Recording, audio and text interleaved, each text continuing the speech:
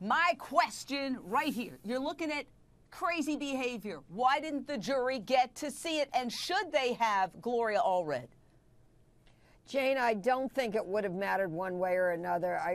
It pales in significance compared to the premeditation evidence that was put on by the prosecution, compared to the story about the gas cans and how she didn't apparently want to be seen going into Arizona, didn't want to use a credit card, didn't want the video that might be seen from the gas station of her being in Arizona. The fact there's no cell activity on her cell phone while she's in Arizona, the dyeing of her hair, that same .25 caliber gun stolen from her grandparents' home, also used to kill Travis Alexander. The jury can conclude whether or not that was the same gun.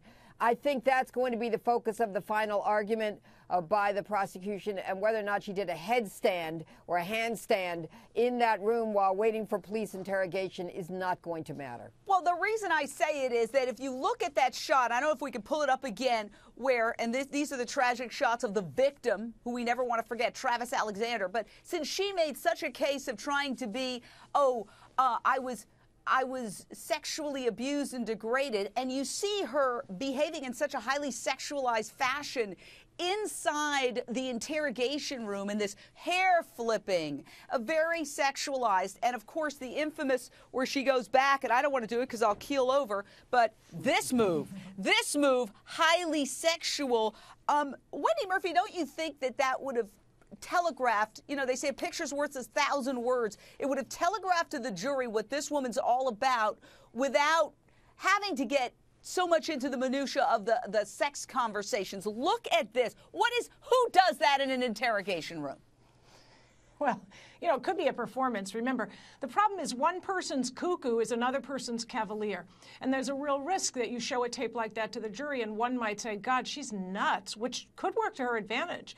Or she's really sexual, which could work to her advantage. Or she is so cavalier. She killed a guy and she's acting like she's at the circus.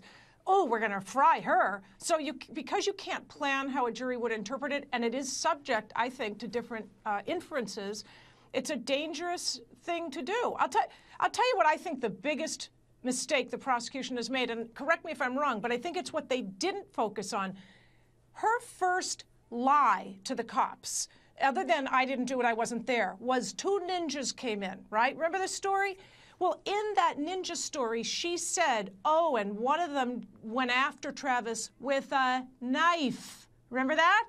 I think the prosecution should be saying, isn't it interesting that she remembered the knife when she had to make a plausible excuse for who might have killed him when she was talking about the fake ninjas, and it was only for the trial that she came with the I have traumatic amnesia, I know nothing about knives story. I haven't heard the defense the prosecution make much of that. I think it kills her big fat lie about the fog and I don't know what the hell happened with any knife. I have no memory of any knife. I agree with you, Wendy Murphy.